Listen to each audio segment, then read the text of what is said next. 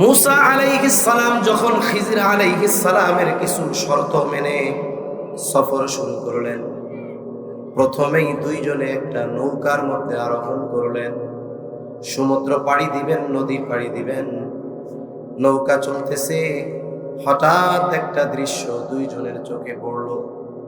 নৌপথে যারা লম্বা সফর করেছেন তারা দেখে থাকবেন, যেমন ঢাকা থেকে কেউ যদি বরিশাল ভোলা সফর করে, আবার অনেকে অনেক সময় কক্সবাজার থেকে জাহাজে সফর করে সেন্ট মার্টিন দ্বীপ কিছু দৃশ্য দেখার জন্য। যখন জাহাজ ছুটে চলে, বড় বড় লঞ্চগুলো ছুটে চলে, পেছনে অনেক গাংচিল পাখি উড়তে দেখা যায়। আবার অনেক সময় এটাও দেখা যায় পাখি উড়তেছে, পানির তৃষ্ণা লাগছে, উড়ন্ত অবস্থায় ডানা ঝাপটায় আর তার ঠোঁটটা নদীর সাথে সমুদ্রের সাথে লাগায়া পানি পান করে। এই যে পাখি ঠোঁট লাগায় সমুদ্রের সাথে, কয় মন পানি উঠে? ঠোঁটের সাথে লাইগা থাকে কয় মন পানি? সামান্য এক ফোঁটা, তাই না? আমাদের হাতে উঠাইলে যে ফোঁটা হবে তার চেয়ে কম। কেন? আমাদের হাতটা যত মোটা, পাখির ঠোঁট আরো চিকন, ফোঁটারও তফাৎ আছে। মনে করেন আঙ্গুলের ফোঁটাটার পরিমাণ একরকম, যদি সূচ নেন, সূচের থেকে যেই ফোঁটাটা পড়বে ওইটা আরো ছোট হবে। দুইজনের চোখে একটা দৃশ্য ধরা পড়ল। সমুদ্রের মধ্যে একটা পাখি উড়ন্ত অবস্থায় সমুদ্রের সাথে ঠোঁট লাগিয়ে পানি পান করতেছে।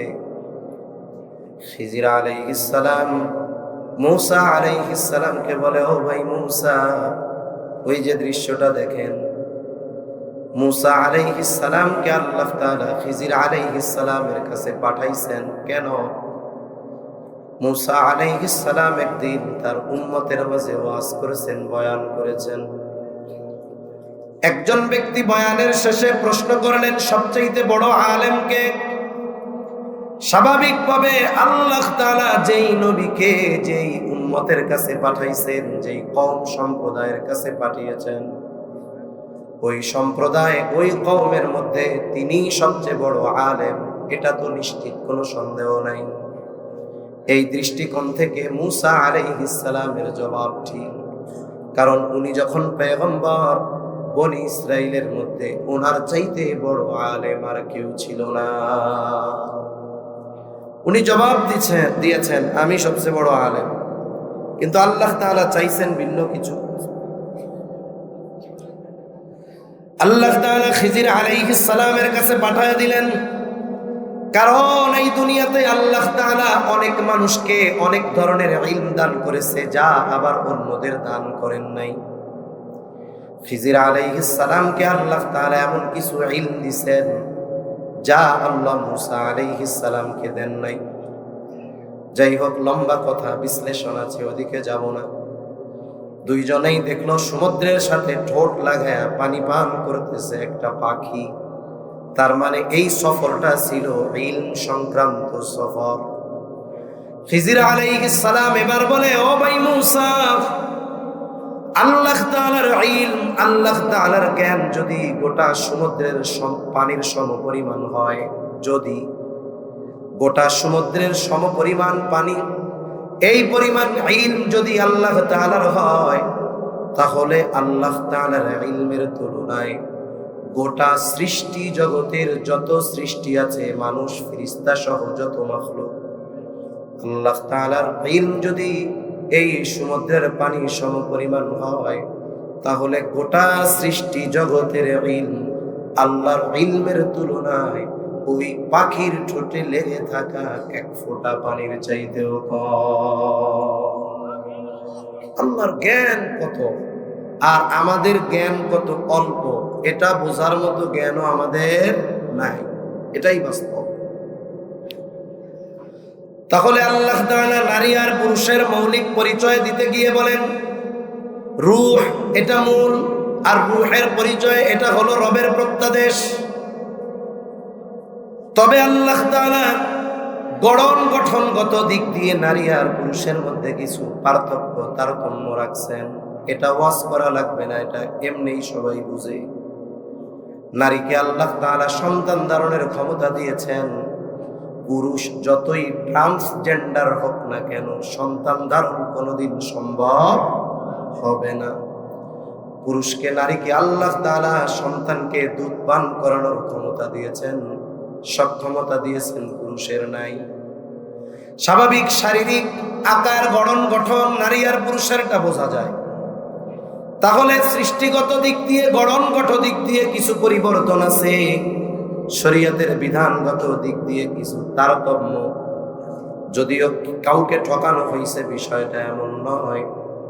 যেমন নারী যখন প্রাপ্তবয়স্কা হয়ে যায় ওই সময় থেকে নিয়ে 55-60, কারো ক্ষেত্রে হয়তোবা হতে পারে কিছু কম বেশি সময়, যদি সে অসুস্থ না থাকে, যদি সে প্রেগন্যান্ট না থাকে, যদি সে সন্তান প্রসব না করে থাকে, আর সে যদি সুস্থ থাকে, প্রতি মাসে 3 থেকে 10 দিনের একটা অসুস্থতা তার আছে, আল্লাহ তাআলা এই অসুস্থতাকালীন সময় তার জন্য নামাজকে মাফ করে দিয়েছে।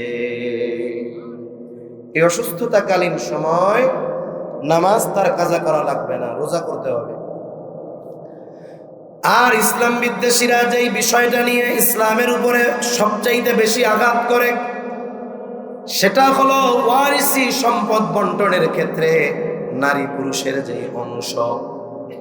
সর্বপ্রথম কথা হলো ওয়ারিসি সম্পদ, পিতার সম্পদ, নারী কতটুকু পাবে, পুরুষ কতটুকু পাবে, এটা দুনিয়ার কোনো জজ কোর্ট, সুপ্রিম কোর্ট রায় দেয় নাই, কোনো আন্তর্জাতিক আদালত রায় দেয় নাই, বরং এই বিষয়ের চূড়ান্ত ফয়সালা যিনি দিয়েছেন তিনি কে?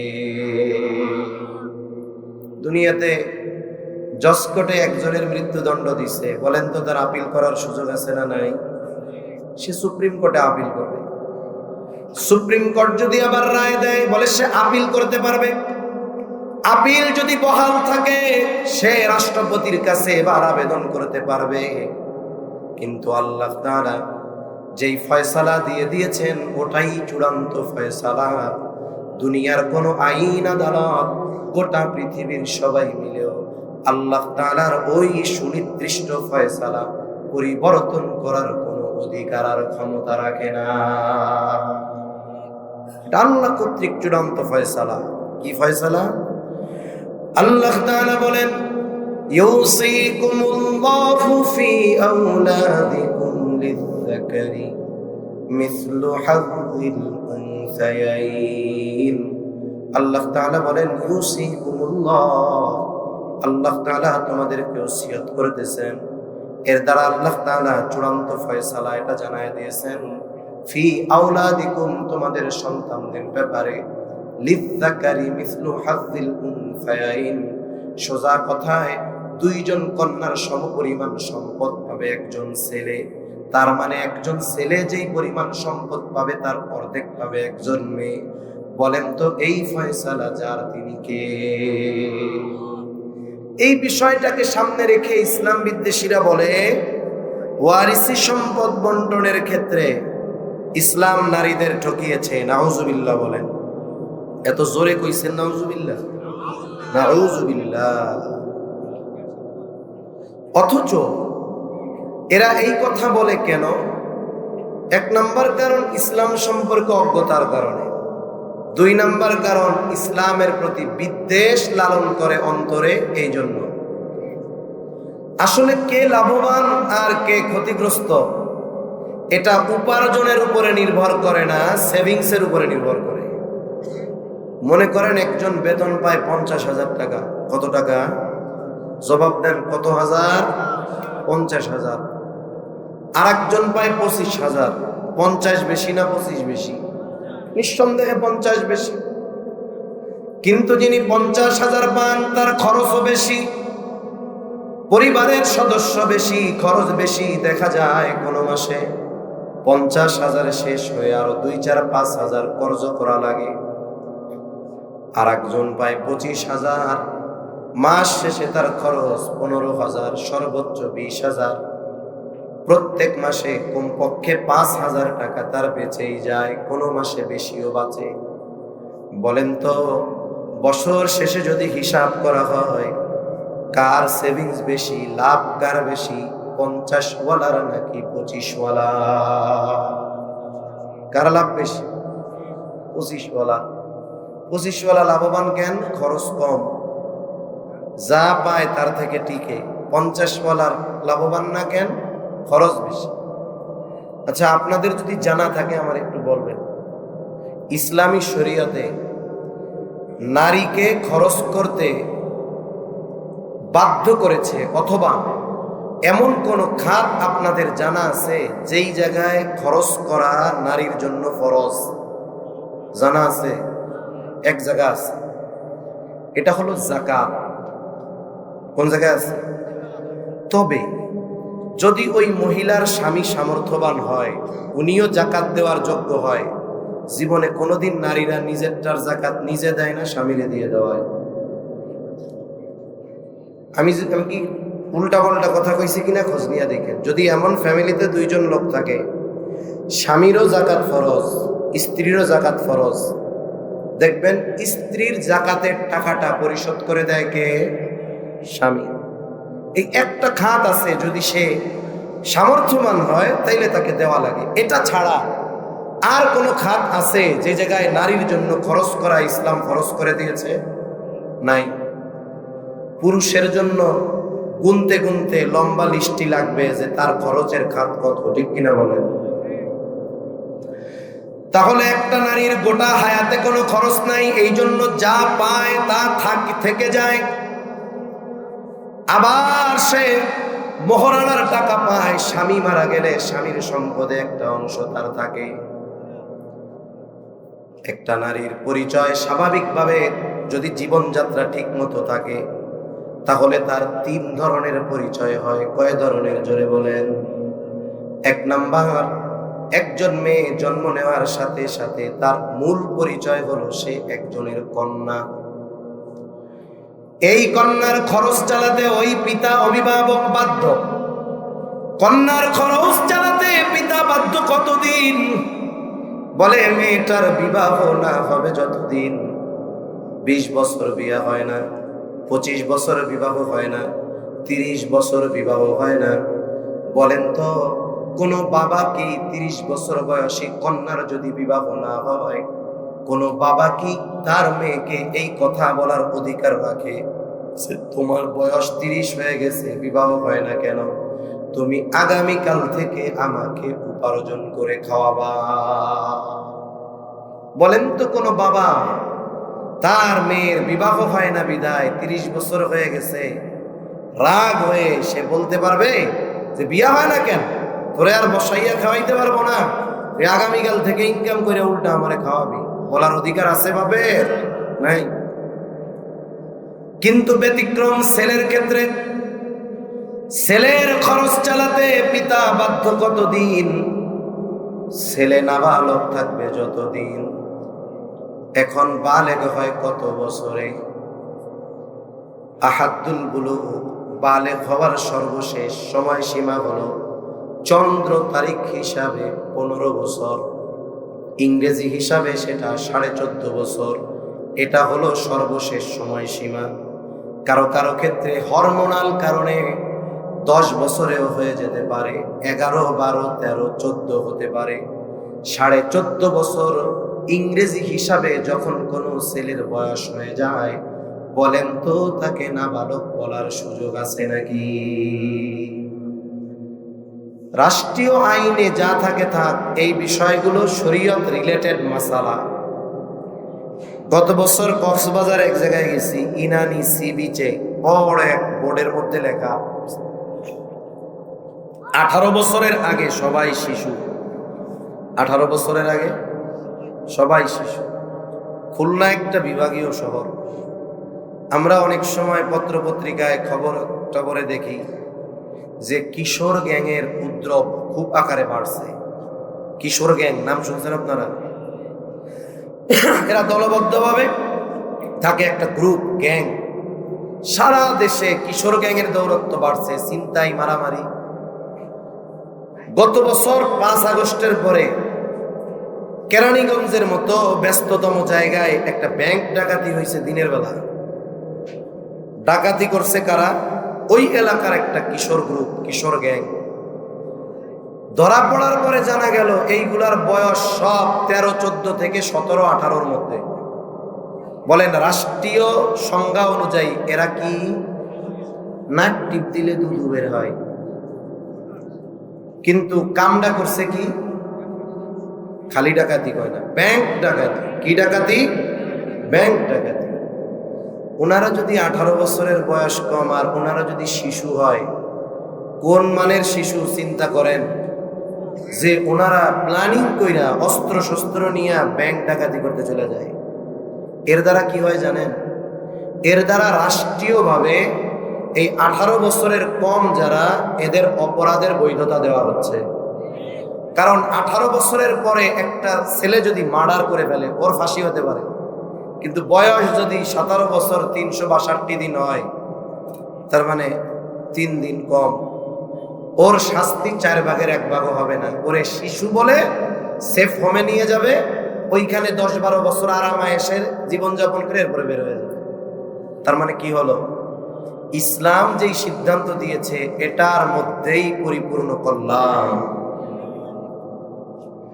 তাহলে একটা ছেলে বালেগ হওয়ার সর্বশেষ সময়সীমা 14.5 বছর ইংরেজি হিসাবে। 14.5 বছর পার হয়ে ছেলের বয়স 15। এবার বাবা বলতেছে, ছেলে আমি আগামীকাল থেকে তোমার কোনো খরচ বহন করতে পারবো না, আমার চাকরি নাই, তোমার প্রাইভেটের টাকা দিতে পারবো না, তোমার স্কুলের বেতন দিতে পারবো না, বরং কালকে থেকে তুমি আমারে উপার্জন করে খাওয়াইবা। বলেন তো ছেলের ক্ষেত্রে এই কথা বলার অধিকার বাবার আছে না? না, এই জায়গায় তো ছেলে ঠকে গেছে। তার মানে 14.5 বছর পর্যন্ত বাবা ছেলের খরচ চালাতে বাধ্য। এরপরে যদি বাবা চলায় এটা তার ইচ্ছা, সে বাধ্য না। কিন্তু মেয়ের ক্ষেত্রে বয়স 30 হয়ে গেছে, বাবা বলতে পারবে না বিয়ে হয় না কেন, আমার ইনকাম করে খাওয়া, বলার অধিকার বাবা নাই। আবার যখন আমাদের দেশে একজন ব্যক্তির ছেলে আছে, মেয়ে আছে, ছেলে মেয়ে যখন উভয়ে বিবাহ উপযুক্ত বয়সে উপনীত হয়, কোরআন বলে, আল্লাহ বলেন, এই বিবাহ উপযুক্ত সন্তানের বিবাহ দেওয়ার দায়িত্ব অভিভাবকের, আমার কথা না। আল্লাহ তাআলা কোরআনুল কারীমের মধ্যে বলেন, ওয়া আনকিহুল আয়ামা মিনকুম ওয়াস-সালিহিনা মিন ইবাদিকুম ওয়া ইমাইকুম ইয়াকুনু ফুকারা ইউগনিহিমুল্লাহ। আয়াতের সার কথা, মূল কথা হলো, তোমাদের অধীনস্থ যারা বিবাহ উপযুক্ত আছে, ছেলে হোক মেয়ে হোক আর যা ভাই হোক, বিয়ে দিয়ে দাও। আদেশটা কার? আমাদের সমাজে অভিভাবক মেয়ের ক্ষেত্রে দায়িত্ব পালন করে, কিন্তু ছেলের ক্ষেত্রে করে না। করে না। মেয়েরে বিবাহ দিয়া দিবে আর ছেলেরে বলবে, তুই তো এখন আমার পায়ে খাড়াইয়া আসস, আগে তোর পায়ে খাড়া, এরপরে বিয়ে করিস। ঠিক কিনা বলেন? আবার কত অভিভাবক আছে খুব সতর্ক সচেতন, কি করে, একটা মেয়ে দুনিয়ায় আসছে, আল্লাহ বাসায় রাখলে বিয়ে দিতে হবে। যেই দিন জন্ম নিছে, সোনালী ব্যাংকে গিয়া ফিক্সড ডিপোজিট খুলছে একটা, প্রতি মাসে মেয়ের বিয়ার নিয়েতে 1000 করে জমাবে। এখন এটা হালাল না হারাম নাকি সেটা তো মুফতি সাহেবরা বলবে, পরের হিসাব। আবার অনেক বাবা আছে চিন্তা করে মেয়েটারে বিবাহ দিতে হবে, মেয়ে জন্ম নিয়েছে, আমি যদি এখন 20টা মেহগুনি গাছ লাগাই, যে জায়গায় গাছ বাড়বে, রোদ লাগে, বাতাস লাগে, ফাঁকা জায়গায় 20টা মেহগুনি গাছ লাগাইছে, কোন নিয়তে? বলে মেয়ের যখন বিবাহের সময় হবে 18-20 বছর হবে, 18-20 বছর যদি এই গাছ নির্বিধায় বাড়তে পারে, এক একটা গাছ 10 টাকা দিয়ে কিনছি, কিন্তু এক একটা গাছের দাম হবে 1 লাখ। এইবার মেয়ের বিবাহ মনে করেন 18 বছর 20 বছর বয়স, সবাই চিন্তিত, এত খরচ কিভাবে সামাল দিবে? মেয়ের বাবা হেসে বলে, চিন্তার কোনো কারণ নাই, ও মা, তোমার অজান্তে তোমার যেই মাসে জন্ম, তোমার নামে একটা অ্যাকাউন্ট খুলছিলাম, আজকে 20 বছর অনেক টাকা জমছে। সাথে সাথে ওই ফাঁকা জমির মধ্যে 20টা মেহগনি গাছ লাগাইছিলাম, 5টা মরছে, 15টা আছে। এক একটার দাম 1 লাখ। এদিক দিয়া জমাইছি 5 লাখ। তুমি চিন্তা করো না, শুধু বিয়ার খরচ না, একেবারে তোমার যা দরকার ঘর সাজানো, সব আসবাব, ফার্নিচার, ফ্রিজ, টেলিভিশন, এসি টেসি সব দিয়া এরপরে তোমারে আমি পাঠামু। ছেলে বেচারা 20 বছর বয়স হয়ে গেছে, নিজে তো আর বিবাহের কথা বলতে পারে না। আইসা মুহতামিম সাহেবরে কইছি, ওনার মুসল্লি বাপ, নেককার বাবাও, খুব বুজুর্গ মানুষ, 20 বছর বয়স হয়ে গেছে ছেলের। ইমাম সাহেবরে এসে কইছে, হুজুর বিভাগীয় শহরে থাকি, যে যুগ জামানা, ইচ্ছা করলেও নজর হেফাজত করা কঠিন। তা বিবাহ সাথে যদি বাবা দিয়ে দিত, তাইলে চোখের গোনা, অন্তরের গোনা, ইমান আমল হেফাজত করা যেত। বাবারও অভাব নাই, ওই মোড়ের মধ্যে মার্কেট আছে। এরপরেও ইমাম সাহেব যখন বাবার কাছে বলে, ছেলেটার তো এই অবস্থা, বিয়ে শাদী দিয়ে দেন। আরে হুজুর রাখেন, এখনো আমার হোটেলে খায়, আবার বিয়ে করতে চাই, এমনি আমার গাড়ি বসে রয়েছে, আর একটা এসে চাপাইতে চায় না। হুজুর আগে বলেন নিজের পায়ে দাঁড়াইতে। এইবার ছেলেটা বাবারে বইলা টইলা, মনে করেন একটা দোকান দিছে, বাবার মার্কেটেই নিচে দোকান। যাব্বা এখন তো একটা পরিচয় আছে যে একটা দোকান আছে, ব্যবসায়ী ছেলে। এইবার হুজুরে বলে, হুজুর কি সন্তান চিন্তা করেন, 20টা স্থান, তেল, সোনো, পাউডার, লিপস্টিক, কাপড়, শাড়ি, যা লাগে সব কিছুর খরচ বহন করার ব্যাপারে প্রতিশ্রুতি নেওয়া হয়। এরপরে তার বিবাহ বন্ধনে আবদ্ধ করা হয়। বাবার বাড়িতে আছে, খরচ আছে কোনো, আরো বাপ দিয়ে দিছে। এরপরে স্বামীর বাড়িতে গেল, বাড়ি যাওয়ার আগেই দেনমোহর হয়ে গেছে। এরপরে ওই বাড়িতে যাওয়ার পরে তার কোনো খরচ নাই, সব খরচ চালাবে কে? স্বামী। জীবন যদি স্বাভাবিক গতিতে চলে, স্বাভাবিক যেই গতি, এতে যদি চলে, আল্লাহ তাআলা এবার তাকে সন্তান দান করলেন, সন্তান দিয়েছে দুনিয়ায়, স্বামী দুনিয়া থেকে চলে গেল। এইবার সন্তানদের প্রতি আল্লাহ তাআলা স্পেশাল আয়াত নাজিল করে জানায় দিলেন, এই মায়ের শুধু মৌলিক চাহিদা পূরণ করলে হবে না রে সন্তান, এই মায়ের আরাম আয়েশের জন্য যদি স্পেশাল কিছু করতে হয়, গরম লাগে এসি লাগাতে হবে, শীত লাগে হিটার লাগাতে হবে, এক কথায় তার আরাম আয়েশের জন্য যত ব্যবস্থাপনা দরকার আল্লাহ তাআলা সন্তানের উপরে নির্দেশ দিয়ে দিয়েছে। হয়তো এই অবস্থাতেই তার দুনিয়া থেকে বিদায় হবে, কমপক্ষে এই 3 জায়গায় তার কোনো খরচ আছে? জোরে বলেন তো, খরচ নাই। অথচ বাপ মারা যাওয়ার সাথে সাথে বাবার সম্পদের একটা অংশের মালিক সে হয়ে গেছে, আবার বিয়ের আগে বাবার কাছ থেকে নিয়ে আসছে। এরপরে স্বামী মারা গেছে, স্বামীর একটা সম্পদের অংশে তার মালিকানা হয়ে গেছে, তার শুধু বাড়তেছে কিন্তু কোনো খরচ নাই। এজন্য ইসলাম নারীকে সম্পদের দিক দিয়ে ঠগায় নাই। আর আমার ছেলে যুবক ভাইরা বিয়ে করার আগে 5 বছর আগে পরিবারের পেছনে খরচ করা লাগে, ঠিক কিনা বলেন? এরপরে বিয়ে করতে গেলে দেনমোহরের খরচ, ওই যে পরের মেয়ে আনবে তাকে সারা জিন্দেগি খাওয়ানো, চিকিৎসা, এগুলার খরচ, এরপরে আল্লাহ সন্তান দিবে সে জায়গায় খরচ, এরপরে দেখা যাবে মা বাবা বৃদ্ধ হয়ে গেছে, মেয়েদের উপরে খরচ করা ফরজ। খরচ করে কারা? তাহলে বলেন তো, আল্লাহ যে পুরুষরে নারীর দ্বিগুণ দিছে, এই দ্বিগুণ দিয়ে কি নারীকে ঠকায়া দিছে? সিদ্ধান্ত তো আল্লাহর। যদি যুক্তির আলোকে হতো তাইলে নারীরা অর্ধেক পায় না, আরো কম পায়, কিন্তু সিদ্ধান্ত কার? আল্লাহ নারীদের সম্পদের দিক দিয়ে ঠকায় নাই। যাই হোক, কথা লম্বা হয়ে যাইতেছে। সম্পদ বন্টনের ক্ষেত্রে এখানেও আল্লাহ তাআলা ইনসাফ রক্ষা করেছেন, নারীদেরকে আল্লাহ ঠকান নাই।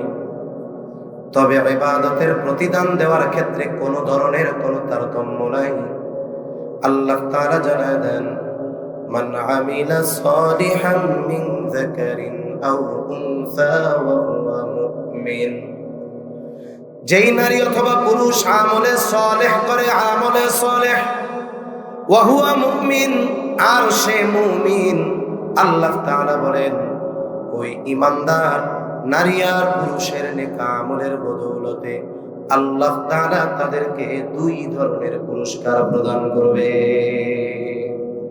শুরুতে মুসলিম শরীফের যে হাদিসটা শুনেছিলাম যে ঈমানদার যদি নেক আমল করে আল্লাহ তাআলা নেক আমলের প্রতিদান কিছু দুনিয়ায় দেন, আখিরাতে পরিপূর্ণ দিবেন। পুরস্কারও দুই ধরনের, কিছু দুনিয়ায় আর কিছু আখিরাতে। তবে শর্ত কি? নেক আমল তো আমলে সালেহ কখন হবে? এক নাম্বার শর্ত যখন তার ঈমান থাকবে। তাহলে আমল আল্লাহর কাছে কবুল হওয়ার জন্য, আমলের মাধ্যমে দুনিয়া আখিরাতে প্রতিদানের জন্য এক নাম্বার শর্ত শিরিক মুক্ত ঈমান। এক নম্বর শর্ত কি? জবান খুলে বলেন। শিরিক মুক্ত ঈমান। সাথে সাথে আর কয়েকটা বিষয় আছে, অল্প সময়ের মধ্যে কথা শেষ করবো ইনশাআল্লাহ। ঈমানের পরে যেই জিনিসটা ইবাদত কবুল হবার জন্য দরকার সেটার নাম হলো ইখলাস। তার মানে আমি আপনি যেই আমল করব, ছোট হোক কিংবা বড় হোক, বলেন তো কার খুশির জন্য, কাকে দেখানোর জন্য? আমি যদি কোনো ইবাদত দুনিয়ার মানুষকে দেখানোর জন্য আর খুশির জন্য, খুশি করার জন্য করি, তাহলে ওই ইবাদত হবে জাল ইবাদত। জাল টাকার যেমন দাম নাই, জাল ইবাদতেরও তেমন দাম নাই। মনে করেন একজন ব্যক্তি ব্যাংকে গেছে, 1 লক্ষ টাকার একটা বান্ডিল নিয়ে দেওয়া হবে, ঠিকানা হবে জাহান্নাম। এই জন্য আমল যদি অল্প হয় আল্লাহর কাছে কবুল হবে যদি ওই আমলটা একমাত্র কার জন্য করা হয়। তাহলে 2 নাম্বার যেটা দরকার সেটার নাম হলো ইখলাস। 3 নাম্বার যেটা দরকার ইবাদত কবুলের জন্য সেটার নাম হলো সুন্নাত। এই দুনিয়ায় এমন কোনো আমল নাই যেই আমলের তরিকা পদ্ধতি আমার আপনার নবী দেখায় দেন নাই। এমন কোন আমল দুনিয়ায় নাই। আরে মানুষ কেমনে বাথরুমে যাবে, কিভাবে ঢুকবে, কিভাবে বের হবে, বলেন তো নবীজি শিখিয়েছেন কি শিখান নাই? খানা কিভাবে খাবো, রাস্তায় কিভাবে চলবো, কিভাবে কার সাথে কথা বলবো, এক কথা সব কিছু নবীজি শিখিয়েছেন। শুধু তাই না, আল্লাহ তাআলা ইবাদতের নির্দেশ দিয়েছেন কিন্তু নিজে শেখান নাই। আল্লাহ তাআলা এই শেখানোটাও প্র্যাকটিক্যাল ভাবে আমার আপনার নবীর মাধ্যমে শিখিয়েছে। যেমন ঈমানের পরে সবচেয়ে গুরুত্বপূর্ণ ইবাদতের নাম হলো নামাজ। আলহামদুলিল্লাহ, নামাজের আদেশ করেছেন কে? জিমাই যাইতেছেন কে? সবাই মিলে বলেন কে? আল্লাহ। নামাজের আদেশ আছে কোরআনে, তবে নামাজের পদ্ধতি কোরআনে নাই। যদি সারা দুনিয়ার সব আলেমদেরকে শুধু কোরআন হাতে দিয়ে বলা হয় নবীর সুন্নাহ নবীর হাদিস ধরা যাবে না। ফজরের 2 রাকাত নামাজ আমরা যেভাবে পড়ি সব মাসআলাগুলো এ টু জেড সুস্পষ্টভাবে কোরআন থেকে আয়াত দিয়ে প্রমাণ দিতে হবে, সম্ভব নয়। কেন? কারণ নামাজের আদেশ করেছেন আল্লাহ আর নামাজের পদ্ধতি শিখিয়েছেন মুহাম্মদুর রাসূলুল্লাহ। নবীজি বলেন সল্লু কামা রাআইতুমুনি উসাল্লি। নামাজ কিভাবে পড়বা? আমাকে যেভাবে পড়তে দেখো সেভাবে নামাজ পড়ো। হজের আদেশ কোরআনে আছে না নাই? হজ কিভাবে করবা? নবীজি বলেন খুযু আন্নী মানাসিকাকুম, আমার থেকে শিখে নাও হজ কিভাবে করতে হবে। শুধু তাই না, নামাজের অনেকগুলো ফরজ আছে, বাহিরে ভেতরে 13 ফরজ। ভেতরের ফরজগুলোর মধ্যে একটা ফরজ হলো রুকু করা। কি করা? জোরে কোন। যদি একজন সুস্থ মানুষ, আমি তার পাশে নামাজে দাঁড়াইলাম, আমিও সুস্থ, কোনো রোগ নাই। মনে করেন আপনাদের এলাকার মাসলা মাসাইল জানে, সবচাইতে কম যেই ব্যক্তি, তার পাশে দাঁড়াইলাম নামাজ। এখন ইমাম সাহেব রুকু দিলেন। রুকু শব্দের শাব্দিক অর্থ হলো ঝুঁকা। এখন রুকু যখন ইমাম সাহেব করেছে, আমিও রুকু করেছি, ঝুঁকেছি, তবে কতটুক? মাথা আর একটু বুক। সোজা দাঁড়াইয়া একটু ঝুঁকছি। নামাজ শেষ করার পর আমার পাশে ওই লোক যিনি মাসলা মাসাইল জানেন না, তিনি আমারে জিজ্ঞাসা করবেন, দেখতে তো মোল্লা মোল্লা মনে হয়, অসুস্থ নাকি? বলে না, সুস্থ। তাইলে নামাজে ইমাম সাহেব রুকু করলো, আপনি রুকু করলেন না কেন? আমি যদি জবাব দেই, চাচা রুকু শব্দের শাব্দিক অর্থ হলো ঝুঁকা, আমি তো একটু ঝুঁকছি। এইবার ওই চাচা বলবে, হুজুর কোরআন হাদিস পড়ছেন, আপনি জানেন না রুকু মানে এতটুকু ঝুঁকলে হবে না, পুরো তালের মতো হয়ে যাওয়া লাগবে, ঠিক কিনা গো? এই যে রুকুতে গিয়ে পরিপূর্ণ মাজা আর মাথা সমান হয়ে যাবে, একেবারে যদি লাকড়ি রাখা হয় সমানভাবে থাকবে। রুকুতে যে এতটুকু ঝুঁকতে হবে, রুকুর আদেশ কিন্তু দিয়েছেন আল্লাহ। আর কতটুকু ঝুঁকতে হবে, কিভাবে থাকতে হবে, কতটুকু ঝুঁকে থাকতে হবে, আমাদের শিখিয়েছেন মুহাম্মদুর রাসূলুল্লাহ। এজন্য ইবাদত নিজস্ব পদ্ধতি সিস্টেমে করলে হবে না, তরিকা বা পদ্ধতি লাগবে কার? মুহাম্মদুর রাসূলুল্লাহ সাল্লাল্লাহু আলাইহি ওয়াসাল্লাম। 4 নম্বর যেই জিনিসটা লাগবে ইবাদত কবুলের জন্য, ইলম লাগবে। ইলম শিক্ষা করা প্রত্যেক মুসলমান নরনারীর উপরে ফরজ। নবীজি বলেন, তলাবুল ইলমি ফরিদাতুন আলা কুল্লি মুসলিম। দ্বীনি ইলম শিক্ষা করা প্রত্যেক মুসলমান নরনারীর উপরে ফরজ। প্রথম প্রশ্ন, কতটুকু ফরজ? কেউ কেউ বলেন পরিপূর্ণ দ্বীনের উপরে চলতে যতটুকু ইলম দরকার ততটুকু শেখা ফরজ। আবার কেউ কেউ বলেন না, আল্লাহ তাআলার নির্দেশ, ইয়া আইয়ুহাল্লাযীনা আমানু কু আনফুসাকুম ওয়া আহলিকুম নারা। হে ইমানদারেরা, নিজে জাহান্নামের আগুন থেকে বাঁচো, অধীনস্থদের বাঁচাও। ইমানদার জাহান্নাম থেকে বাঁচবে কেমনে? আল্লাহ তাআলার হুকুম আহকাম, আদেশ নিষেধ মেনে চলার মাধ্যমে। অধীনস্থদের বাঁচাবে কেমনে? দুনিয়ার মানুষ কেউ কাউকে জাহান্নাম থেকে বাঁচাইতে পারে না, তবে বাঁচানোর চেষ্টা করবে কেমনে? বলে অধীনস্থদেরকে দ্বীন মানানো, পালনের মাধ্যমে। তাহলে কতটুকু দ্বীন শেখা দরকার? নিজে আর অধীনস্থদেরকে দ্বীনের উপরে চালাতে যতটুকু ইলমে দ্বীন দরকার এতটুকু শেখা প্রত্যেক মুসলমান নরনারীর উপরে ফরজ। যদি ইলম না শিখে ইবাদতের অবস্থা কি হবে একটু খেয়াল করেন। নামাজের বাহিরে ভেতরে 13 ফরজ, বাহিরের বা ভেতরের ফরজ সমূহ থেকে যদি একটা ফরজ ছুটে যায়, বলেন তো নামাজ থাকবে না শেষ? এখন যদি কোনো ব্যক্তি এই ফরজগুলো না জানে, যদি তার কোনো ফরজ ছুটে যায়, সে কিন্তু বুঝবে না, টেরও পাবে না। কেন? কারণ নামাজের ফরজগুলো তার জানা নাই। সে জানুক আর না জানুক, বুঝুক আর না বুঝুক, ফরজ ছুটে গেল তো তার নামাজ আর হবে না। নামাজের ওয়াজিব 14টা, যদি কোনো একটা ওয়াজিবও ছুটে যায়, সাহু সেজদা দেওয়া লাগবে, না দিলে নামাজ হবে না। এখন আল্লাহর বান্দা নামাজি, নামাজের ওয়াজিব 14টা জানে না। জবান খুলে বলেন তো, যদি ওয়াজিব ছুটে যায় তাহলে কি সে টের পাবে নাকি? টের যদি না পায়, সাহু সেজদা দিবে না। সাহু সেজদা দিল না, তার নামাজও হলো না। নামাজ ভঙ্গের কারণ 19টি। বলে যে কোনো একটা কারণ যদি পাওয়া যায় তাহলে নামাজ ভেঙে যাবে। কিন্তু নামাজি নামাজ ভঙ্গের কারণ জানে না। কিন্তু নামাজের মধ্যে নামাজ ভঙ্গের কারণ পাওয়া গেছে। বলেন তো এখন তার নামাজ আছে না গেছে? সাথে সাথে তাহারাত সম্পৃক্ত মাসালাগুলো জানতে হবে। গোসলের ফরজ জানতে হবে, ওযুর ফরজ জানতে হবে, ওযু ভাঙার কারণগুলো জানতে হবে। এগুলো জানা ফরজ, শেখা ফরজ। কারণ যদি কারো এইগুলো না জানা থাকে, দেখা যাবে যুগের পর যুগ নামাজ পড়ছে কিন্তু তার নামাজ হয় না। কিন্তু আমাদের মুসল্লিরা এগুলো শিখতে রাজি না। সে যে দোয়ায় কুনুত জানে না, এটা ইমাম সাহেব যায় না ফেলুক, এটা মুসল্লি চায় না।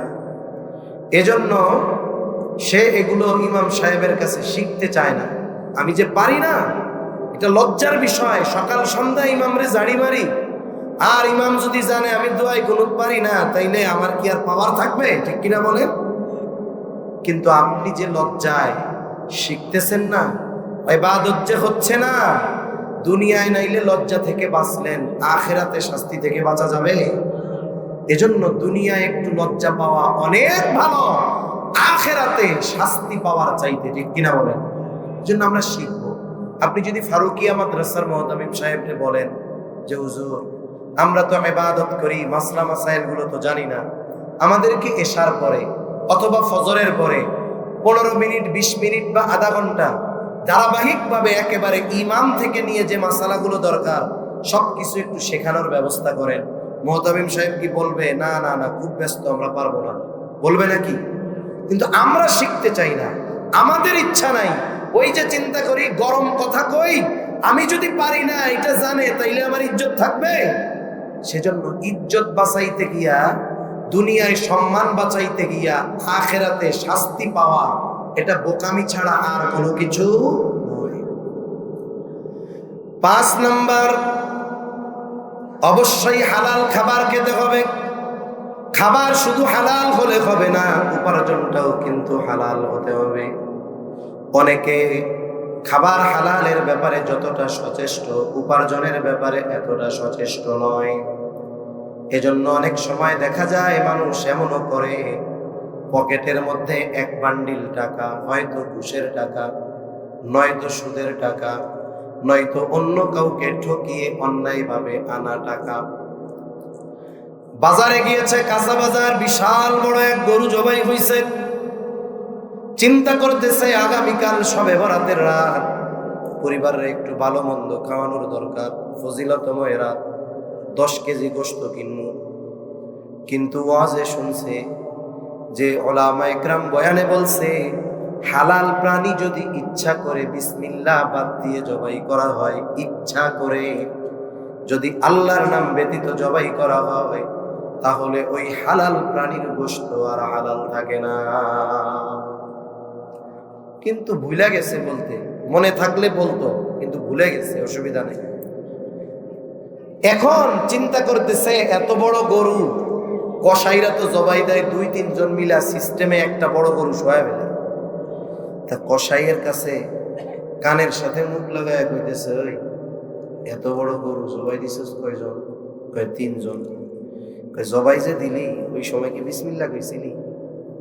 কসাই ফরজ ত্যাগ করে বসে রয়েছে, কাঁচা দিয়া, কাঁচা বুঝেন তো, হাঁটু মাটু বের করে বসে রয়েছে। কয় চাচা, এত বলো দামি না, নামাজ পড়ি না, রোজা রাখি না, নেক আমল কিছু করি না, এটা আমার ব্যক্তিগত, আল্লাহ চাইলে মাফ করে দিতে পারে। কিন্তু ইচ্ছা কইরা বিসমিল্লাহ বাদ দিয়া গরু জবাই দিয়া ওই হারাম গোশত আপনাদের খাওয়াবো, এত বড় বেঈমান আমি না। বিসমিল্লাহ 3 বার কইছি, টেনশনের কোনো কারণ নাই। কই হ্যাঁ, তাইলে ঠিক আছে। কালকে শবে বরাত তো, সিনার থেকে দেইখা 10 কেজি গোশত বানা। এবার শবে বরাতের রাত্রে ইবাদত বন্দেগী করবে, খাওয়ার জন্য গরুর গোশত নিচে 10 কেজি, কিন্তু পকেটের টাকাটা কি বলতো? এরকম বুজুর্গ লোক সমাজে আছে না নাই? এই টাকা হারাম, আপনি এটা দিয়ে হালাল কিনবেন, হবে না, এটা হারামের মতো। এজন্য উপার্জনটা যেমন হালাল হতে হবে, খাবারটাও হালাল হতে হবে। এই যে লাইট জ্বলতেছে, বলে তার লাগানো 2টা, একটা নেগেটিভ একটা পজিটিভ। যদি বাতিওয়ালা চিন্তা করে 250 ভোল্ট না, আজকে তার দিব একটা সরাসরি 1000 ভোল্টের লাইন থেকে, যদি লাইটের এক কর্নারে লাগানো হয়, আর্থিন যদি না দেয়, লাইট জ্বলবে নাকি? জ্বলবে না। অনুরূপ ভাবে উপার্জনটাও হালাল হবে, খাবারটাও হালাল হবে। আবার উপার্জনে ফাঁকি নাই, কর্মটা কিন্তু বৈধ হতে হবে। অনেক মানুষ আছে একেবারে গর্বের সাথে বলে আমার উপার্জনে কোনো হারাম নাই, কেন? 8 ঘন্টা ডিউটি করি, বাথরুমে পর্যন্ত সিসি ক্যামেরা লাগানো, বসারও কোনো সুযোগ নাই। একটানা 8 ঘন্টা ডিউটি করে এরপরে যে টাকা পাই ওটা আমার পরিপূর্ণ হালাল। তো জিজ্ঞাসা করা হইলো, এই যে 8 ঘন্টা টানা ডিউটি করো, ফাঁকি দিতে পারো না, কাজটা করো কি? বলে খুলনা শহরে ওই যে বড় একটা চাইনিজ বার আছে না, ওই জায়গায় চাকরি করি। ওই ফরেনার ক্লায়েন্টরা আসে, ওদেরকে বলে দুনিয়ায় আমরা যেই নেক আমল করেছি তার তুলনায় অতি উত্তম প্রতিদান আখিরাতে যিনি দিবেন তিনি কে? আর সেই প্রতিদান হলো জান্নাত। জান্নাত পাওয়ার মাধ্যমে একজন মুমিন তার অনন্তকালের চূড়ান্ত যেই সফলতা, তার চূড়ায় পৌঁছায়া যাবে একজন মুমিন। কারণ আল্লাহ বলেন, ওয়াইন্নামা তুওয়াফাউনা উজুরাকুম ইয়াউমাল কিয়ামাহ ফামান যুহজিহা আনিন নার ওয়া উদখিলাল জান্নাতা ফাকাদ ফাজ। এই জান্নাতে যাওয়ার মাধ্যমেই আমাদের সেই চূড়ান্ত সফলতা অর্জন হবে। তাহলে নারী আর পুরুষ সে যেই হোক, সে যদি 5টি শর্তের আলোকে আমল করে, কয়টি শর্ত জোরে বলেন? 1 নাম্বার শিরিক মুক্ত ঈমান, আমার সাথে বলেন। 1 নাম্বার শিরিক মুক্ত ঈমান, 2 নাম্বার ইখলাস। 2 নাম্বার কি? আমলটা একমাত্র কার জন্য? আল্লাহর জন্য। 3 নাম্বার সুন্নাত তরিকায়, কি তরিকায় জোরে বলেন? 4 নাম্বার ইলম সহকারে, কি সহকারে জোরে বলেন? 5 নাম্বার হালাল খেয়ে। এই 5 শর্ত ঠিক রেখে নারী আর পুরুষ যদি আমল করে, দুনিয়ায় কি? পবিত্র জীবন, হায়াতে তাইয়্যিবা। আখিরাতে কি? আল্লাহর সন্তুষ্টি, জান্নাত। এটাই সফলতা। আল্লাহ সুবহানাহু ওয়া তাআলা আমাদের সবাইকে এই শর্তগুলো ঠিক রেখে হায়াতে তাইয়্যিবা আর আখিরাতে আল্লাহর সন্তুষ্টি, জান্নাত অর্জনের তৌফিক আল্লাহ দান করেন। সবাই বলি আমিন। ওয়া আখিরু দাওয়ানা আলহামদুলিল্লাহি রাব্বিল আলামিন। দুরূদ শরীফ পড়ি। আল্লাহুম্মা সাল্লি আলা মুহাম্মাদ ওয়া আলা আলি মুহাম্মাদিন কামা সাল্লাইতা আলা ইব্রাহিম ওয়া আলা আলি ইব্রাহিম ইন্নাকা হামিদুম মাজিদ। আল্লাহুম্মা বারিক আলা মুহাম্মাদিন ওয়া আলা আলি মুহাম্মাদ কামা বারাকতা আলা ইব্রাহিম ওয়া আলা আলি ইব্রাহিম ইন্নাকা হামিদুম মাজিদ। আলহামদুলিল্লাহি রাব্বিল আলামিন ওয়াল আকিবাতু লিল মুত্তাকিন والصلاة والسلام على خير خلقه محمد وعلى آله وأصحابه أجمعين. ربنا ظلمنا أنفسنا وإن لم تغفر لنا وترحمنا لنكونن من الخاسرين. ربنا آتنا في الدنيا حسنة وفي الآخرة حسنة وقنا عذاب النار. ربنا لا تزغ قلوبنا بعد إذ هديتنا وهب لنا من لدنك رحمة إنك أنت الوهاب. رب العالمين গভীর রাত পর্যন্ত দিনী আলোচনার পরে গুনাহমাখা হাত আমরা তুলে ধরেছি। আল্লাহ, আয় আল্লাহ, যে যেখান থেকে হাত উঁচু করেছে আমাদের বিগত জীবনের সব ধরনের গুনাহগুলো মাফ করে দেন। আয় আল্লাহ, খাস করে মালিক আমাদের আত্মীয় স্বজন যে যেখানে আছে মাফ করে দেন। যারা দুনিয়া ছেড়ে চলে গেছে মাফ করে কবরগুলো জান্নাতের টুকরো বানায় দেন। আশেপাশে যত কবরস্থান আছে, যত মুমিন মুমিনাত শাহীদ আছে, আল্লাহ সবার কবরগুলো আপনি জান্নাতের টুকরো বানায় দেন। খাস করে আল্লাহ আমাদের মধ্যে যারা অসুস্থ, সুস্থতা দান করেন। খাস করে এই মাদ্রাসার সভাপতি আলহাজ শেখ সুলতান আহমদ সাহেব অসুস্থ, আল্লাহ আপনি তাকে সুস্থতা দান করেন। রব্বুল আলামিন খাস করে আজকের মাহফিল কবুল করেন। আগামী দিনও প্রোগ্রাম বাকি আছে, আল্লাহ যথাযথভাবে সমাপন করার তৌফিক দেন। খাস করে মালিক মাদ্রাসার মহব্বতে যে যা দিয়ে যেভাবে সহযোগিতা করেছে, আল্লাহ সবার সকল প্রকার সাহায্য সহযোগিতা কবুল করে নেন। সকলের মনের নেক চাওয়া, নেক আশা কবুল করে নেন। মাদ্রাসার উস্তাদ ছাত্র পরিচালনায় যারা আছে কবুল করে নেন। মাদ্রাসার যত প্রয়োজনীয়তা আছে গায়বী খাজানা থেকে মিটায় দেন। আল্লাহ মাদ্রাসা সহ তামাম দুনিয়ার সকল মাদ্রাসাগুলো সব ষড়যন্ত্র চক্রান্ত থেকে হেফাজত করেন। রব্বুল আলামিন খাস করে তামাম দুনিয়ার মুসলমানদের জানমাল আপনি হেফাজত করেন। পৃথিবীর যেখানেই মুসলমানেরা মাজলুম, আয় আল্লাহ আপনি তাদের জন্য সাহায্যকারী হয়ে যান। রব্বুল আলামিন তামাম দুনিয়ার মুসলমানদের এক হওয়ার তৌফিক দেন।